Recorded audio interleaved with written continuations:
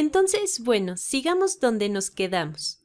Estamos estudiando esta fórmula, intentando entender por qué corresponde a curvatura, es decir, por qué nos dice cuánto se curva una curva. Y ya estudiamos la parte del numerador y vimos que corresponde a un producto cruz, el producto cruz entre la primera derivada y la segunda derivada de la función que parametriza a la curva. Y empezamos a entender eso, porque vimos que la función que parametriza a la curva s de t produce vectores, cuyas puntas trazan la curva, y si pensamos en cómo una punta de un vector se mueve al siguiente, la dirección en la que tiene que moverse para que esa punta se mueva a la siguiente punta se nos indica con la primera derivada, y cuando lo ves de manera infinitesimal, podrás entender que esa es la razón por la que obtienes vectores tangentes sobre la curva. De hecho, tenemos videos que hablan sobre eso. Puedes verlos si tú gustas. De hecho, son videos sobre funciones que nos explican por qué la primera derivada de una función paramétrica nos da vectores tangentes a la curva. Pero si dibujamos todos estos vectores tangentes en un espacio S' de t, obtienes todos estos vectores enraizados en un mismo punto. Y la manera en la que te mueves de la punta de uno de esos vectores al siguiente es dado por la segunda derivada. Y si tienes el caso en el que los vectores tangentes están girando, que simboliza cuando tu curva está girando, este caso corresponde a cuando la función de la segunda derivada queda perpendicular como vector al vector de la primera derivada. Y esa es la razón por la cual el producto cruz es una buena medida de la curvatura, porque te dice o te indica si estos vectores son perpendiculares o casi perpendiculares. Pero observa, la fórmula original de la curvatura, la razón por la que estamos haciendo esto con respecto a la longitud de arco y no con respecto al parámetro t, es porque a la curvatura no le importa cómo parametrizas la función. Si imaginas avanzar por la curva muy rápido, tal que tus vectores tangentes quedan muy largos, eso no debe importar porque da lo mismo si avanzas rápido o si avanzas lento por la curva, eso no importa. La curvatura siempre se mantiene, siempre es la misma. Pero ahora observa el producto cruz. Estamos tomando el producto cruz entre la primera derivada y la segunda derivada, porque si avanzaras tú por la curva al doble de la velocidad, eso querría decir que tu vector de la primera derivada tendría el doble de largo, indicando que vas el doble de rápido.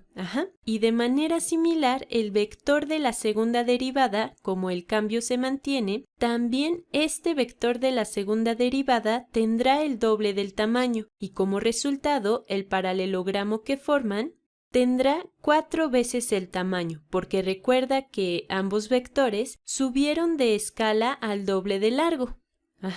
Entonces por eso este paralelogramo tendrá 4 veces el tamaño. Y ahora, por eso estamos normalizando esto, porque estamos pensando en términos de vectores unitarios tangentes en toda la curvatura. Entonces, si cortaras los vectores para que tengan una longitud de 1, es decir, tomar al vector de la primera derivada y lo divides entre su propia magnitud o su propia norma, y de hecho, similarmente para el otro vector, porque quieres todo a la misma medida, que todo tenga la misma escala. Entonces, el paralelogramo resultante nos da más información de qué tan perpendiculares están estos dos vectores unitarios, sin importar qué tan largos estén. Y este vector es el de la segunda derivada, normalizado no con el mismo, sino como estamos haciendo todo a escala, lo dividimos entre la norma del vector de la primera derivada.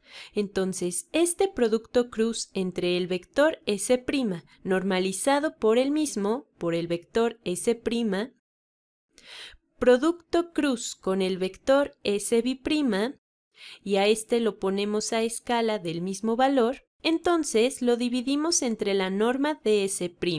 Esto nos da una mayor precisión de qué tan perpendiculares son los vectores de la primera derivada y de la segunda derivada, y no normalizamos al vector de la segunda derivada porque si así fuera el caso y la segunda derivada no fuera necesariamente de longitud 1, bueno, eso no importa tanto porque eso simplemente nos dice que el vector tangente gira más rápido.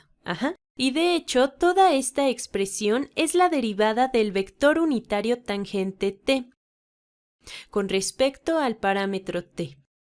Ahora, ya había hablado sobre esto en videos anteriores. No recuerdo si fue el anterior o el anterior a ese, que cuando buscamos la derivada de este vector tangente con respecto a la longitud de arco, la manera de calcular esto es primero tomar la derivada con respecto al parámetro, lo cual es posible pues todo está expresado en términos de ese parámetro. Y luego lo dividimos entre el cambio de la longitud de arco con respecto a ese parámetro, que es el tamaño del vector de la primera derivada. Entonces, si todo esto es la derivada del vector tangente con respecto a t, cuando tomamos esto y lo dividimos todo entre la norma de S', eso nos dará la curvatura.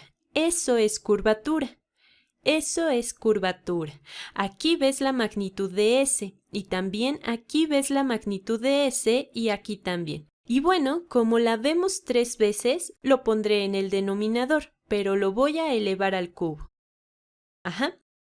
Entonces, la magnitud de S', pero elevada al cubo y en el numerador pongo S', producto cruz, con S'. Esta es otra fórmula para curvatura. Hasta ahora hemos visto varias. Regresemos a la original. Veamos la original. Aquí tenemos la original. Observa lo que hay en el denominador. Si tomamos x' al cuadrado más y' al cuadrado y le sacamos raíz a eso sería la magnitud de la derivada. Pero la elevamos al cubo. Eso está expresando esta idea. Estás tomando el producto cruz entre la primera derivada y la segunda derivada. Y como lo estás normalizando con respecto a la primera derivada, quieres poner a escala la segunda derivada para que así el paralelogramo se encoja y todo se mantenga en posición. Y una vez más, estamos dividiendo entre la longitud de arco. Básicamente porque la curvatura debe ser con respecto a S y no con respecto a T. Y bueno, espero que esto haga de esta fórmula, que parece un tanto más complicada, un poco más sencilla de entender. Ahora, aquí ya tienes varias maneras de ver cuál es la curvatura de una curva o cómo entenderla, y en los próximos videos veremos ejemplos más específicos.